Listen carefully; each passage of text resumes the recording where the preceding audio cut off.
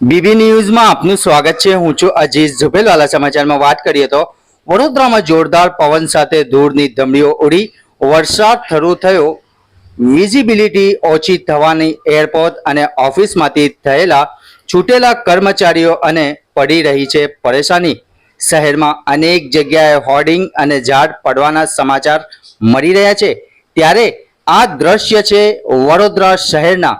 આગાહી મુજબ સાંજે 6:25 વડોદરા શહેરમાં પવન ફૂંકાતા ધૂળની ધમડી ઉડતા વરસાદની એન્ટ્રી થતા ગરમીથી સૌએ છેવટે હાશકારો લીધો। ઘરોની અને બહારની લાઇટ ગુલ થતા ઘરોમાં મહિલાઓને ચિંતાનો માહોલ સર્જાયો હતો। રિપોર્ટ અઝીઝ ઝુબેલવાલા।